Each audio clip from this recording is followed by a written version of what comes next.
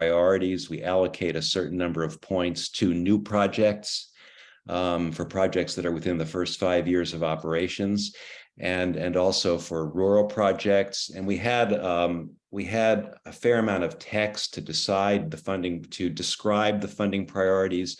We've modified that text to clean it up, to make it clearer that we really have two categories of priority. One is for new projects, and the other is for projects that serve rural areas. So we've kind of cleaned up the language to make it clear that is the priority that we're giving.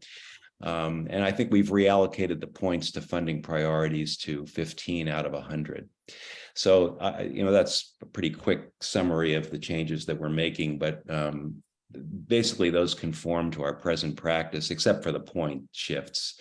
But in terms of the textual changes, that's pretty much what we've been doing anyway. So we have to bring this to the commission for approval, and that's what we're doing now. We're asking for your approval.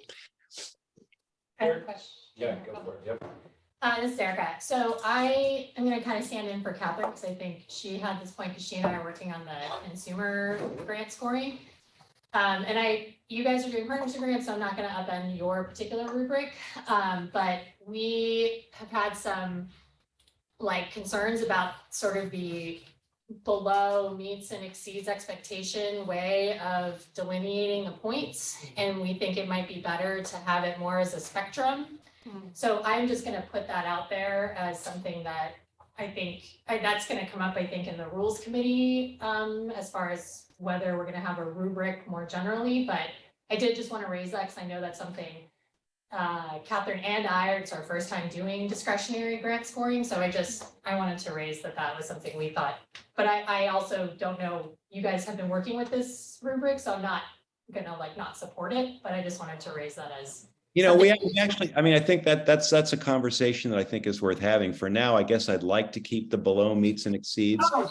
We actually find that it's to some extent it actually makes things easier, because if we deleted below meets and exceeds and we just, let's say, had 20 points for a category, it would be kind of difficult to try and figure out.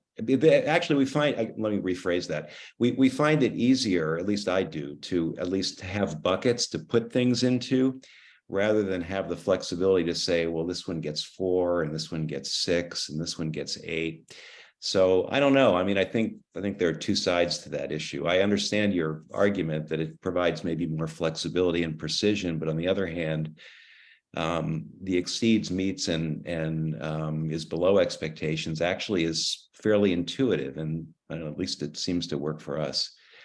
But my comments are not to challenge this for this at all. I know she would have said something, so I just wanted to throw that out there as something that's on the horizon, at least in the rules committee. But if this is working for partnership and you guys like it, I have no problem supporting it. But just wanted to raise this something on the radar. I need to switch seats with you so they can see you. Raise my head up. So yeah, it looks like Shannon as well. So go for it. Yeah, I was just wondering, now you got rid of a category. What is the total point range? The maximum you can get? It's still 100. And Okay. so project budget was part of the 80 substantive points, and we've just kind of folded that into project impact rather than making it a separate category. Because making it a separate category just, I don't know, it didn't seem terribly useful to us. I have a question about that, but go ahead. Jim, anything else? No, that was it. Will? Thank you. I have a bit of a meaty concern, and I know that we're running short on time, so I'll try and be really quick. What we tend to end up using the rubric for is to decide who gets money cut first.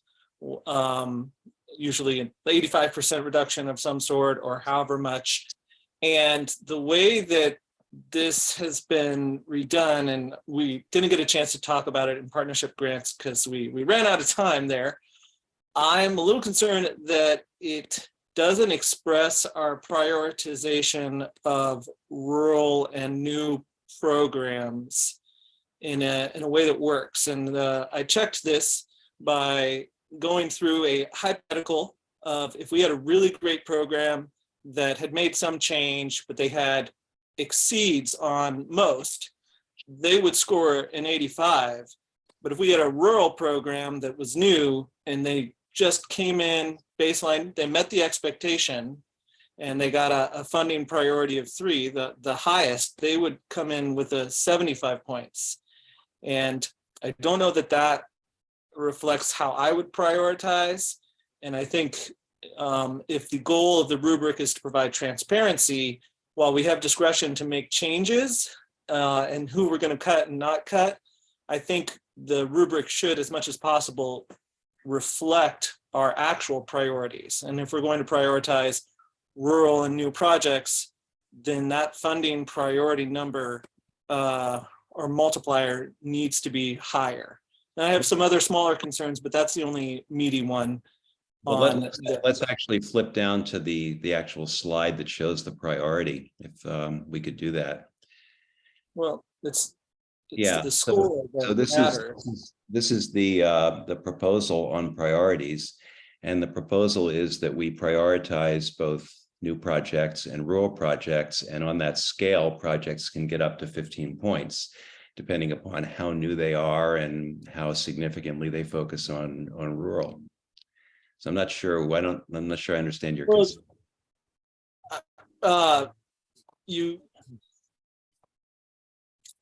Just that a better, more established program will naturally exceed the expectations more and then have higher points. And so the point differential here is going to be 10 points because you either get a 1 or a 3. And I don't think that reflects that prioritization. And we're going to leave out rural programs. They're going to score lower.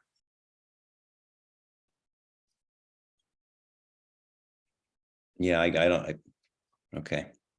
If it helps, I can show you the numbers. I did a spreadsheet, but we can also move on to Jason. Yeah, go ahead, Jason. Yeah, so I worked with Eric in kind of putting the final touches on it. So I'll speak to Will's point. I think the priority in the way that I kind of worked through it is that prioritization should be as between 2 substantially similar in quality programs, right? So if you're comparing a, very successful, like, an excellent program that's not rural and that has been around for a while to a mediocre program or meets program that's in a rural area, then it seems likely that the funding priority isn't going to put the rural one up and over the impact of the non-rural and established program. That being said, I think the inverse relationship where you have an established program that isn't excelling and a rural program or new program that is excelling or shows extreme potential to excel based on what's on paper as a new program, then I think the funding priorities would put the rural program over the top. And then if you had a third scenario where you had 2 similarly scored programs, right? One rural and new and one established, but not rural, that the funding priority would in theory put the rural program up and above, or at least be a balancing factor to the continuity planning, recognizing that a more urban-based service organization that's well established has an increased likelihood of having access to continuity planning resources that a new and rural program would not. And those 2 categories are 15 points each. So I guess because of the historical context is seed funding and rural prioritization, it's kind of my mental framework is, and we've typically given them more points. We didn't have points prior to the rubric, but I think we gave them a priority when deciding who was going to get fully funded. And I ran through, I put in different numbers, and it seems pretty clear that we are deprioritizing them. And that is something I mean, it would be a bigger discussion. Maybe there's an argument to be made that that's how partnership grants should be used, and it should just be viewed as another funding stream for bigger programs. But I think it would be better if we continued to prioritize seed funding and rural programs with these discretionary grant funds.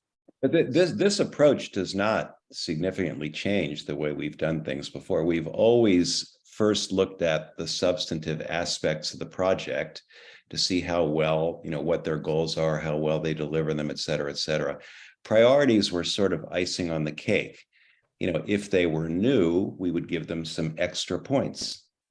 And if they're rural, we've added rural in recent years, but now if they're also rural, we also give them some extra points. So it's a way to kind of privilege projects that are new and rural, but we don't discount projects that are longstanding and good. So We never have. So let's do this. I think, given that a change would need to be made for this funding cycle without the idea that, or with the idea that the committee could make further changes and bring those back to the commission, if needed. No, I'm saying, why don't we approve this or see if there are enough votes to make the change? To the extent that the committee wants to continue or revisit this per Will's concerns, then you can, but unless there's more to add from anybody on the particular Bonifay.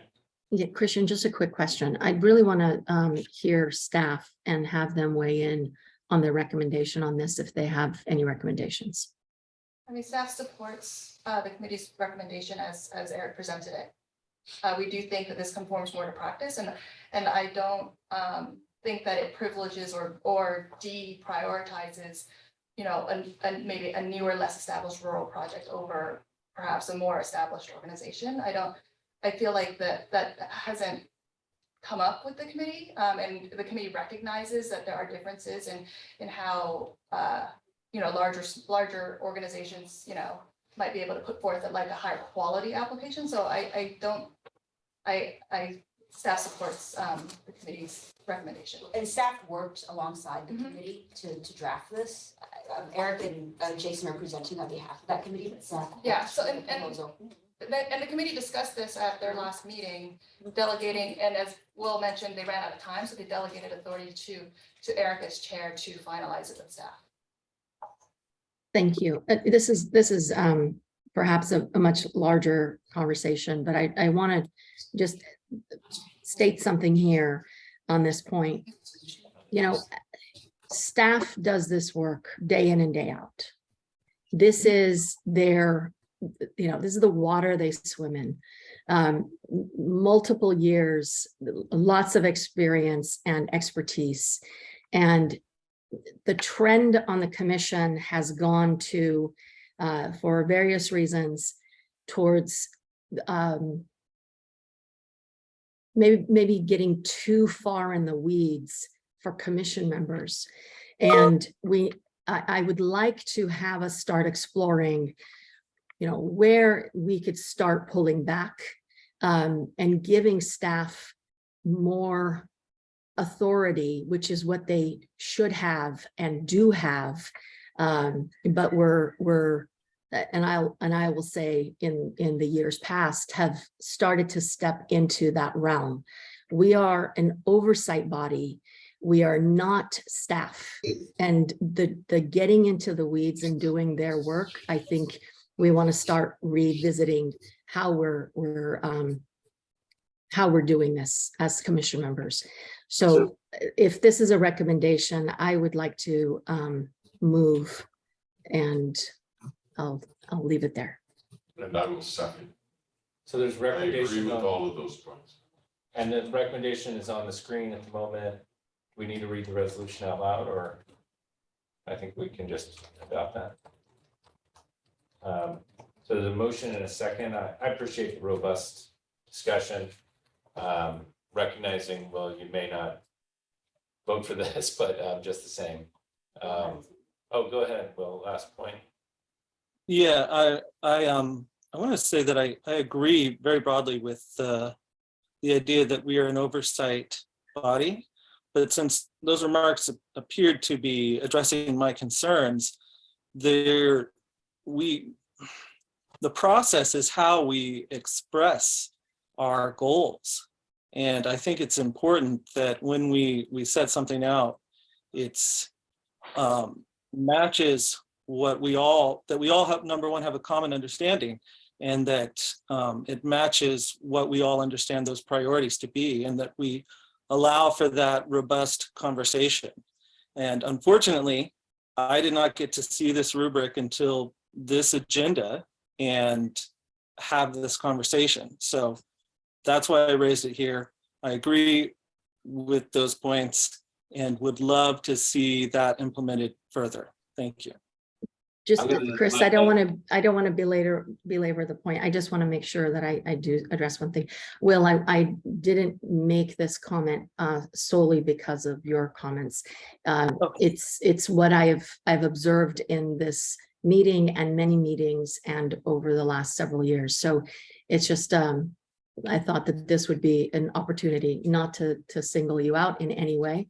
We've all been engaged in it. I myself am one of those individuals. So it's a point that I think we need to begin to address as a commission as a whole. So not intended directly to you. Thank you so much. I would add that to the work plan. Thank you. All right, let's take a roll call vote on that. Thank you, Partnership Grant Committee. Shriver, Yes. Asaraf, Yes. Connolly, Yes. Oglagi, Yes. Ball, Yes. Whitemaster, Yes. Blakemore, Koshelli, No, Campbell, Yes. Calkin, Yes. Iskin, Yes. Angie, are you still there? Yes, I'm sorry, I didn't hear you. Yes. Thank you. Klein? Judge Klein, are you still there? He had to step out. He's left. Okay. Cruz, Lee, Mahoney, Yes. Meeker, Yes. Vargas. Motion passes. Okay, Rules Committee work plan. I can pull it up. And Eric is going to provide a brief update from the last rules committee. I'll pull up the work plan as you. Yeah. I'm gonna try and make this quick, given our time. So I'm now chairing the Rules Committee. Hi. And as you'll see, there is our work plan, and it's very full. I would first off like to thank staff and the Rules Committee's work for the fact that we have 6 rules actually that are going up to the Board of Trustees this week to get approved, and yay, great job. And we have 1 more that'll go up in May. So our work is paying off. We have a lot more work that we're going to be doing going forward in 2023. And we've kept the assignments to the Rules Committee members, as you can see in here. I would say though, if any of you who are not on the Rules Committee have particular viewpoints about any of these categories, this came up in our committee meeting. Will rightly pointed out that we should have some input, from other people who may be important stakeholders in these rules. We invite you to ping Dwan. You can also ping me, and then we will make sure that those viewpoints get shared at the particular committee meeting.